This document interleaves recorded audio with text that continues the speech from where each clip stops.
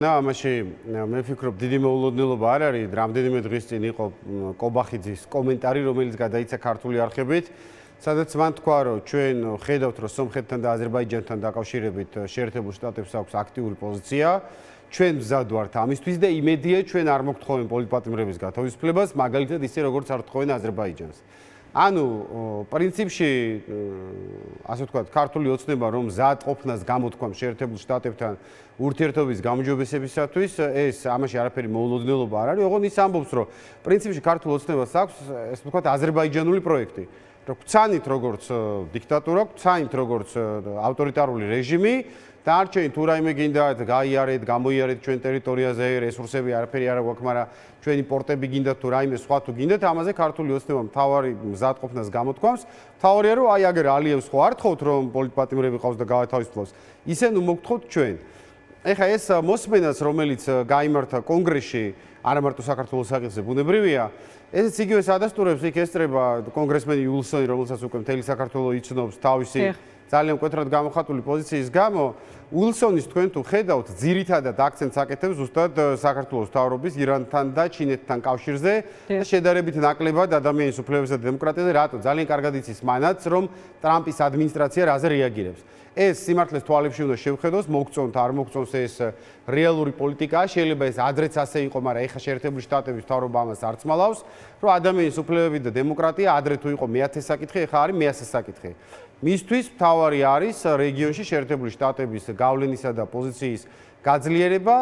როგორც ჩანს, საქართველოს მიმართ ეხლა ამ წუთას შეერთებულ შტატებს განსაკუთრებული ინტერესი არ აქვს, თუმცა ირანი და ჩინეთი რომ მისთვის განსაკუთრებით ირანი რომ მისთვის გამაღიზიანებელი ფაქტორი არის, ეს ცნობილი არის ზოგადად და ეს უილსონი სწორედ ამიტომ აკეთებს ამ საკითხზე აქცენტებს და ხო, აქედან ჩვენ გავიგეთ უილსონის კითხვა გასაგებია, მაგრამ აი რუბიოს პასუხიდანაც რაც გავიგეთ, არის ის, რომ უცნებამ გამოხატა ინტერესი. ანუ როგორ ფიქრობ, აი ირანთან დაკავშირებული თემა არის ის საკითხი, რაზეც ვთქვათ შეუძლია რომ უცნებამ შესაბამისი ვთქვათ პოზიციები დაიჭიროს და ვთქვათ სანაცვლოდ რა მიიღოს. დღეს სხვათა შორის კობახიძე ახსენა ამერიკასთან ურთიერთობის გადატვირთვის კონტექსტში შემდეგი საკითხი არჩევნების შედეგების პატივისცემაო ხალხის არჩევანის და სამართლის უზენაესობის პატივისცემაც ახსენა.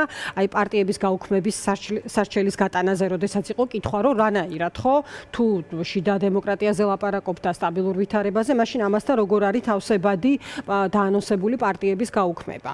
პარტიების გაუქმებასთან დაკავშირებით შემიძლია მოგცეთ, თლად ექსკლუზიური არ არის ეს ინფორმაცია საჯარო ცნობილია, თუმცა არაერისტებმა შეიძლება არ მიაქციეს ყურადღება, რომ ქართულმა ოცნებამ უკან გამოიტანა ეს სარჩელი და ხელახლა შეიტანა. რატომ? იმიტომ რომ კონსტიტუციური სარჩელის განხილვას აქვს თავისი ამ საკითხზე 9 თვიანი ვადა. ქართულ ოცნებას რომ ქონოდა საბოლოოდ გადაწყვეტილი ამ პარტიების საგრძელობა, მაშინ ამ სარჩელს რა თქმა უნდა საკონსტიტუციო სამართლო ვიცით რომ რასაც დაავალებს ხელისუფლება, იგივე გადაწყვეტილებას მიიღებს. არა აქვს ქართულ ოცნებას ეს საკითხი გადაწყვეტილი, მისთვის ესეც არის ერთ-ერთი სავაჭრო საკითხი. პრინციპში ქართული ოცნება პოლიტპატიმრების საკითხზე თქვენ ნახეთ რომ გააკეთა განცხადება კობახიძემ რომ მათ გათავისუფლებაზეც კი არის მზად, ოღონდ არა პოლიტპატიმრის სტატუსით, ხო? საპროცესო შეთანხმებების გზით. ანუ არ ვიცი რატო არის ეს მოულოდნელი, მე ადრეც ვამბობდი და ეხლაც ვამბობ რომ არ არის ქართული ოცნებისთვის არც პრორუსული და პროამერიკული კურსი გადამწყვეტი, ისევე როგორც ალბათ ალიევს არავინ არ უწოდებს არც პროამერიკულს და არც პრორუსულს. თავისი მონარქია აქვს იმ კაცს და ვინც ამ მონარქიას აღიარებს, მასთან ექნება პრიორიტეტულად ურთიერთობები და პირდაპირ და არ მალავს თქვა, დაასახელა აზერბაიჯანი კობახიძემ პირდაპირ როგორც მაგალითი.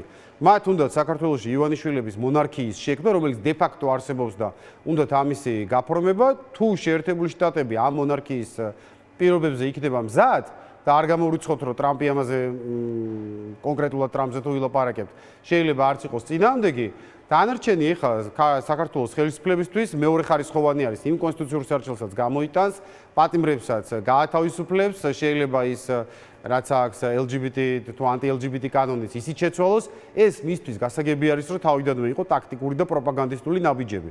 მისთვის მთავარი არის, რა ვიცი, დეკლარირებულად განაცხადა, აი რაც არის აზერბაიჯანში, ხო არ ამბობს თეთრი სახლი, ხო არ გამოხატავს იმასთან დაკავშირებით პრეტენზიას, რომ სადღაც 90-იანი წლების შუა წლებიდან ერთი ოჯახი განაგებს აზერბაიჯანს. არ აქვს პრეტენზია და იგივე პოზიცია აქვს საქართველოს ხელისუფლებასაც, რომ სცანით, რომ საქართველოში არ არის არანაირი დემოკრატია, რომ ეს არის ერთ-ერთი შუააზიური ქვეყანა და დანარჩენზე მოვილაპარაკებთ. თუმცა კახა რეალურად ეს ვითარება, ვთქვათ ხო, ამ კრიზისს კიდევ ერთ უფრო აღიარებს, ანუ ხას უსვამს ხო, რაც არის ლეგიტიმაციის თემატიკაზე, როდესაც ვლაპარაკობთ ხოლმე, იმიტომ რომ რაღაც გარკვეული პერიოდის განმავლობაში იყო მტკიცება, რომ თქო ამის პრობლემა არ იყო, მაგრამ ფაქტია, რომ თუ რაღაც სანაცვლოდ მზად ხარ, რომ რაღაც თქო სავაჭრო საკითხებზე ილაპარაკო, ეს თავისთავად მიუთითებს იმაზე, რომ შენ პრობლემა გაქვს. კარგ მაგალითს მოგიყვან, როდესაც მიიღეს კანონი, რომ ხელისუფლების ლეგიტიმაციის ეჭვქვეშ დაყენება ისჯება სიცხლის სამართლის წესით. ეს იყო ამისი პირდაპირ აღიარება. კომუნისტურ სისხლის სამართლის კოდექსში იყო ასეთი მუხლი ანტისაბჭოთა აგიტაცია, პროპაგანდა, სისხლის სამართლის წესით ისჯებოდა. ან ეხა რო იღებენ კანონს, რომ გინება და ხელისუფლების კრიტიკა Facebook-ში რო ისჯება სისხლის სამართლის წესით. ეს ხო იმას ნიშნავს. ხელისუფლება და ივანიშვილი შეწუხებული არის იმიტომ, რომ ქართული ხალხის 90% ყოველდღე მოიხსენიებს ამ მთავრობას და მის კონკრეტულ სახელებს ლოცვა კურთხევაში, მოდი ასე დავარქვათ, რადგანაც უკვე კანონით აკრძალული არის და რა თქმა უნდა, აბსოლუტურად სწორი აქცენტი არის, რაც ახლა თქვენ გავაკეთეთ, რომ ხელისუფლებას რო ეს არ აწუხებდეს, მაშინ არც ამერიკას არ შეეხოცებოდა და არც სისხლის სამართლის კოდექსში არ შეიტანდა მაგ ცვლილებას, რომ ხელისუფლების ლეგიტიმაციის ეჭვქვეშ, იმიტომ რომ თუ ხელისუფლების ლეგიტიმაციას ყველა ქვეყანაში ამერიკაში წაყენებენ ეჭვქვეშ და საფრანგეთში, თქო, ითვლება, რომ თუ ეს არის 1%, 0.1%, 2%, 3% და 4%, ესენი არიან მარგინალური ჯგუფები და არავინ ამაზე არ ღელავს.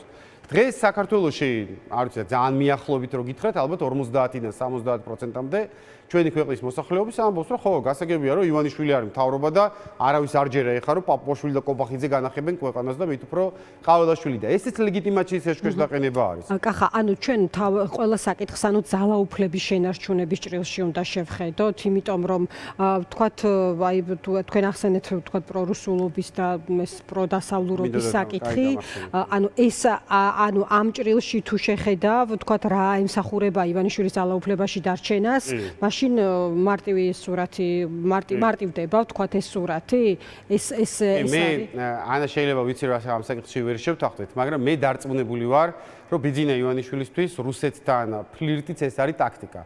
ამ ადამიანს, რომელსაც არ აქვს არანაირი ღირებულებები, ჯერ ერთი, შეუძლებელია, რომ ის იყოს ან პრორუსი, ან პროამერიკელი. ის არის თავისი.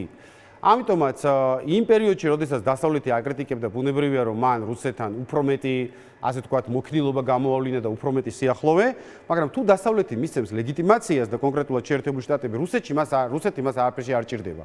გასაგები არის, რომ სახელმწიფოს და რეჟიმის ლეგიტიმაცია დღეს შეერთებულ შტატებს და დასავლეთს ბევრად უკეთესად შეუძლია, ვიდრე რუსეთს, რომელსაც ქვეყნის შიდა პოლიტიკაზე გავლენა პრაქტიკულად მინიმალური აქვს. და ისედაც ჩვენ თუ შევხედავთ, საქართველოს ხელისუფლება უფრო რატო შექმნა ის თავისი ნეიტრალური საქართველოს და რაღაც პარტიები რო აქვს, სატელიტები. ესეც იყო ერთგვარი შანტაჟი დასავლეთის, რომ ამას გავაკეთებ, მაგრამ არ გაუკეთებია. რეალურად რო ვთქვათ, ჩვენ ხელისუფლებას რაიმე ასე ვთქვათ, კონკრეტული ნაბიჯი რუსეთის მიმართულებით არ გადაუდგავს კურსის ცვლილებასთან დაკავშირებით, იმიტომაც რომ ეს უფრო იყო დასავლეთის შანტაჟი.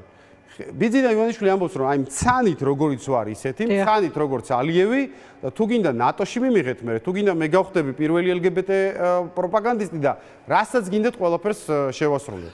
ეს ჩემი აზრით არის ძალიან ნათელი სურათი და მე პირადად არ მჯერა იმისი, რომ ივანიშვილი ახლა ასრულებს PSB-ს დავალებას, რომ ქვეყანას საგარეო ვექტორი შეუცვალოს. ეს ნიშნავს, რომ მას რაღაცა საამისო ის უნდა გააჩნდეს, რა ქვია, პოლიტიკური პრიორიტეტები არ აქვს. ბიძინა ივანიშვილი საერთოდ პოლიტიკოსი არ არის.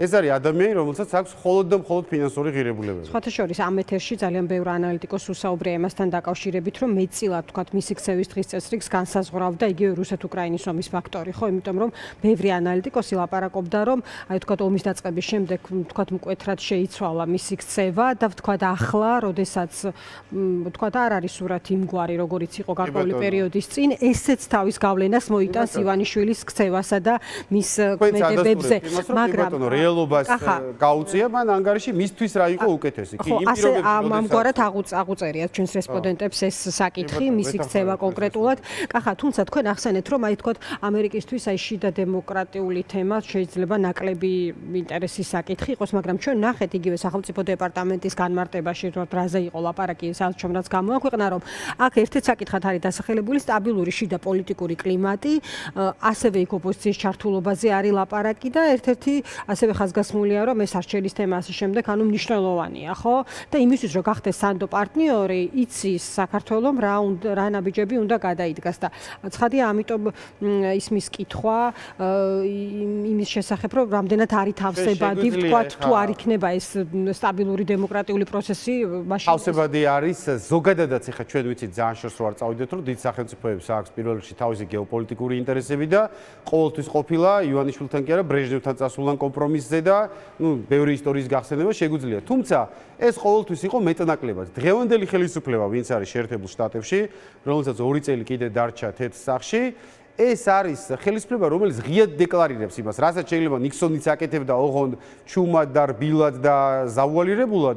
ტრამპი პირდაპირ ამბობს, ეხა ადამიანი, რომელიც იძახის, რომ good guy ლუკაშენკოზე, ეხა რა მოლოდინი გაქვთ, ეხა თქვენ რომ საქართველოს ხელისუფლებასთან დაიწყებს იმას, რა ქვია, წუნიაობას, რომ აქ საკმარისი დემოკრატია არ არის. თუ ვერ შეთანხმდებიან საქართველოსთან, რა თქმა უნდა, მაშინ ამის მიზეზად დაასახელებენ დემოკრატიას, მაგრამ გულწრფელები რო ვიყოთ, ჩვენ იმისი იმედი ეხა რომ ტრამპს ქართული დემოკრატიის დონე არ მოეწონება და ამის გამო ვერ დალაგდება ივანიშვილის რეჟიმთან, მე მგონია რომ ამისი იმედი ჩვენ არ უნდა გქონდეს. ხო, ანუ მაყურებელს მოდი კიდევ ერთხელ ვუთხრათ, რომ შეერთებული შტატების სახელმწიფო მდივანი რუბიო იმედს გამოთქვამს, რომ ოფიციალურ თბილისთან ვაშინგტონის ბოლოდროინდელი კომუნიკაციის შედეგად შეიცვლება არა მხოლოდ ამერიკულ-ქართული ურთიერთობები, არამედ თბილისის ქცევა. და ასევე საინტერესოა, რაზე ეთანხმება ის ვილსონს, ხომ? რომ თქვენ მართალი ხართ, ეს იყო ჩვენი შეშფოთების საკითხი და ასევე კიდევ ერთ ანუ ვილსონი აქცენტს აკეთებს ირანზე და ჩინეთზე, ეთანხმება რომ კი, ამაზე ვიყავით ჩვენ გაღიზიანებული და ამაზე მივიღეთ ჩვენ ივანიშვილის რეჟიმისგან მზადყოფნა, რომ ეს შეიცვლება. მე მგონი ერთი სიტყვითაც მან დემოკრატია ნახსენები არ არის. და ანუ ეს ნათელს ხდის იმას, თქვათ რა არის, რა ნაბიჯებია გადასადგმელი, იმიტომ რომ აქ მარტო ურთიერთობებზე კი არა, ქცევის შეცვლაზეა საუბარი. ამ ტიპის მოლოდინზე ხო, რომელიც იქმნება, თუ ოცნება თავად არის დაინტერესებული, რომ ვითარება შეიცვალოს, მაშინ ასე გამოდის, რომ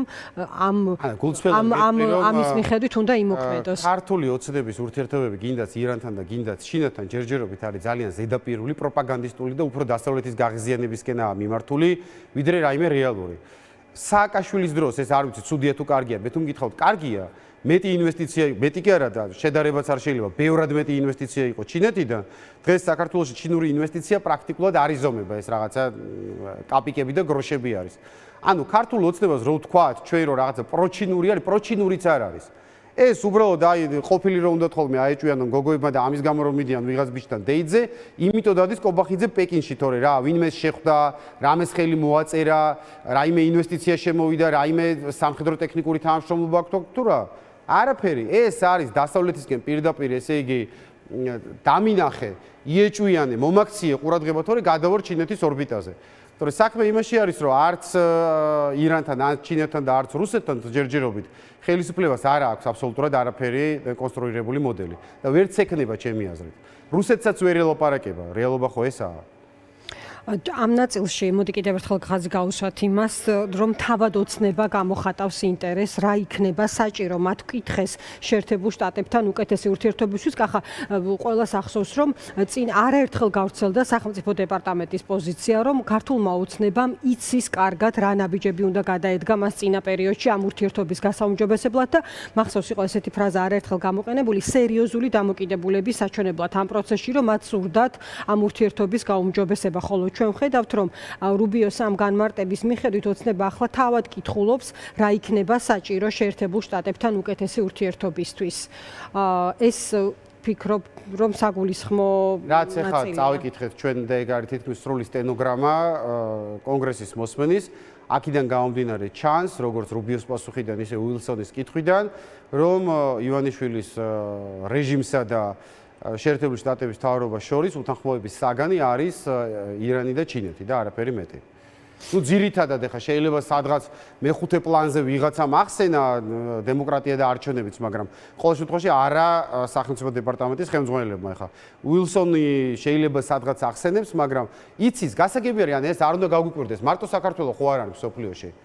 არც სხვა ქვეყნებთან მიმართებაში არ იკლავს ტრამპი თავს დემოკრატიაზე საუბარი. ეს არის კონკრეტულად ხო, ანუ რაზეც ეთანხმე ხო, რაზეც ეთანხმება ვილსონს არის ის, რომ არალეგიტიმურია ქართული ოცნება და საფრთხეს უქმნის ამერიკის წვდომას. აი, ამაზე ეუბნება, რომ მართალი ხართ, ეს იყო შეშფოთების საკითხიო. დიდი მადლობა კახა, დაგემშვიდობები. კახა კუკავა საუბრობდა ჩვენს ეთერში.